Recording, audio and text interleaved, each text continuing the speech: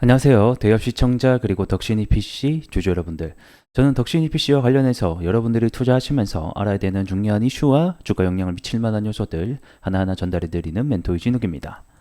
자, 우리 덕신이 PC 하게 되면 지금 현재 가장 우리가 눈여겨봐야 되는 것은 아무래도 재건이 될 것 같습니다. 한 차례 4월 달에도 그랬었고 과거의 주가 상승에도 가장 큰 영향을 미쳤었던 게 바로 이 재건 이슈와 이 덕신이 PC의 주가의 관계입니다. 자, 한 차례 최근에 보게 되면 이 한국 부총리와 우크라이나 재무장관의 면담 소식이 재건 논의 소식이 있게 되면서 또 시간의 상한가를 가기도 했었죠. 이처럼 지금은 우리가 이 건설을 봐야 되기보다는 이러한 모멘텀의 재료에 조금 더 집중하는 게 어떤가 이렇게 좀 생각을 하면서 오늘 또 주가의 반등이 나오고 있기 때문에 어떤 이슈들이 있는지 함께 조금 짚어볼까 합니다.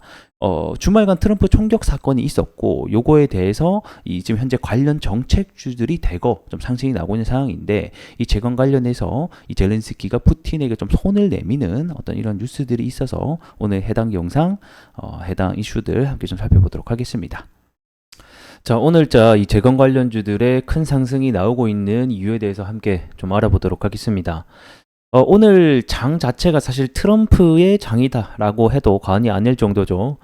주말간 트럼프가 총격 피격을 받게 되면서 이 트럼프자의 지지자들이 좀 직결하게 되는 사건이 한 차례 또 발생을 했었고, 무엇보다 이 트럼프 같은 경우에는 앞선 재건과 관련 그리고 우크라이나 러시아 전쟁과 관련해서 여러 가지 발언을 쏟아냈었는데, 그 중에서 제가 주목해야 될 것은 본인이 당선이 된다라고 하면 24시간 내에 전쟁을 끝내겠다라고 발언을 했었죠.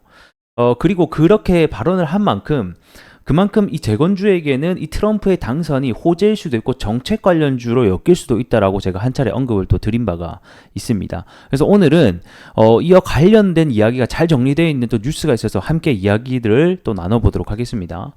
자, 젤렌스키가 푸틴에게 손 내민 이유, 트럼프 재선 대비를 시작했다라는 아주 긍정적인 뉴스가 발생을 했습니다. 자, 내용을 보게 되면 자, 우크라이나 지원에 줄곧 반대해온 이 도널드 트럼프 미국 전 대통령이 이 재선 가능성이 제기가 되면서 우크라이나 정부가 크게 긴장을 하고 있다라는 뉴스입니다.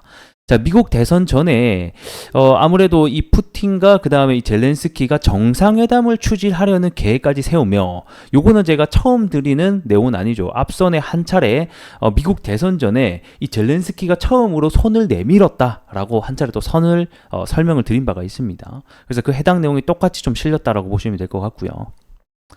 자, 그래서 우크라이나 정부가 이제 미국 대선이 11월에 있잖아요. 그래서 이 11월 전에 2차 평화 회의를 개최를 계획하고 있고, 이때 평화 회의 때 뭘 하겠다? 이 정상회담, 직접적인 푸틴과 협상 테이블이 열릴 수 있는 거를 계획을 하고 있다라고 얘기를 하고 있습니다. 그래서 아무래도 트럼프 재선 가능성이 높아진 이후에 우크라이나 정부가 긴박감을 보여주는 것이다 라고 얘기를 하고 있습니다.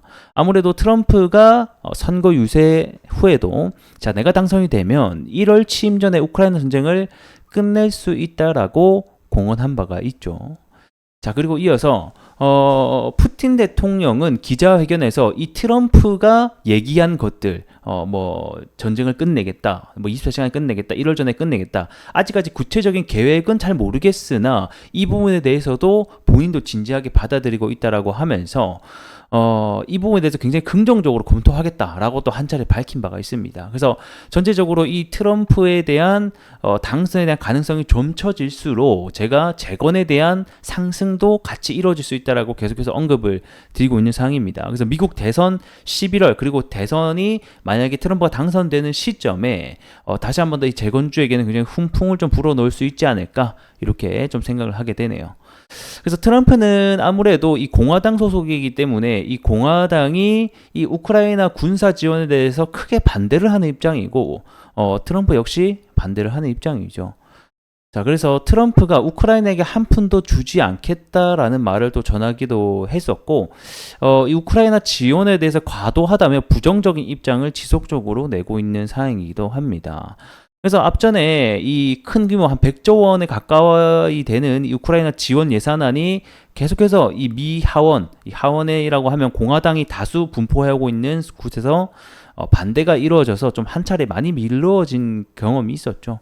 자, 그러다가 뭐 결국 통과는 되긴 했었는데 어쨌든 간에 이 공화당이 집권하게 되면 우크라이나에 대한 지원이 끊기게 되겠고, 우크라이나 지원이 끊기게 된다라는 것은 말 그대로 이 전쟁을 끝낼 수 있는 가장 큰 요소가 좀 될 수 있다라고 얘기를 하고 있습니다. 자, 그러면서 우크라이나는 향후 미국 정부로부터 휴전을 강요받거나 아예 버림을 받을 수 있다는 우려를 가지고 있기 때문에 이 우크라이나 입장에서도 계속해서 전쟁을 이끌어 가기보다는 이제는 좀 휴전에 대한 부분을 계속 고려하고 있는 것이 아닌가라고 우리가 확인해 볼 수 있을 것 같습니다. 그래서 결국에는 종합적으로 보게 되면 오늘 시장 자체가 이 우크라이나 러시아 전쟁 관련주뿐만 아니라 이 트럼프와 관련된 정책주들이 대거 상승을 좀 이뤄내고 있단 말이에요. 아무래도 이 총격 피살 사건에 의해서 한 번 더 이슈가 되면서, 그래서 우리 재건 관련주들도 해당 정책주로 엮일 수 있다는 거 다시 한 번 더 인지하고 계시면 좋을 것 같습니다. 자, 차트와 시장 상황 함께 이제 보도록 하겠습니다. 자, 그동안 돌파를 하지 못했던 이 노란색 선인 21선, 심리선을 오늘 단기간에 좀 돌파한 모습을 보여줄 수가 있죠. 그래서 일단은 계속 지금까지 21선을 뭐 뚫은 적은 있으나 지키지 못하고 내려갔단 말이에요. 그럼 이번에는 요거를 21선을 뚫기는 했으나 다시 한 번 더 지켜주는지 여부가 우리에게 좀 중요한 포인트가 될 것 같습니다. 여기서 다시 한 번 더 21선 아래로 뚫고 내려간다라고 하면 이 하락 추세가 계속 진행된다라고 보시면 될 것 같고, 이번에는 뚫긴 했으나 다시 한 번 더 21선에서 지지가 나오고 2차적인 반등으로 이어진다라고 하면 다음 포인트까지도 우리가 기대해 볼 수 있지 않나, 일단 단기적으로는 좀 그렇게 보이네요. 자, 일단 오늘 시장 상황을 전체적으로 보게 되면 당연히 트럼프의 날이다라고 봐도 될 정도고, 이 재건주 같은 경우에는 SY 스틸텍이 대장주의 역할을 해주고 있습니다. 앞전에 상한가를 한번 갔고요. 오늘도 25% 정도 상황이 나와주고 있네요.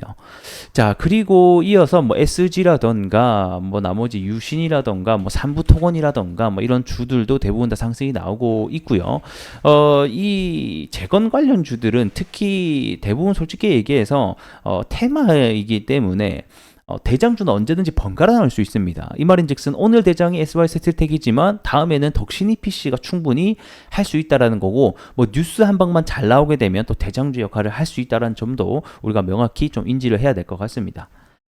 자, 그리고 이제 우리가 봐야 될 것은 앞으로의 일정이 조금 될 것 같은데, 아무래도 이 재건에 대한 일정보다는 뭐 일단 11월 전에 이어 관련된 2차 평화회담의 일정을 잡겠다라고 밝힌 만큼 그때 구체적 일정이 나온다라고 하면 본격적인 랠리가 또 시작될 수 있지 않을까라는 기대감을 가지고 있고요.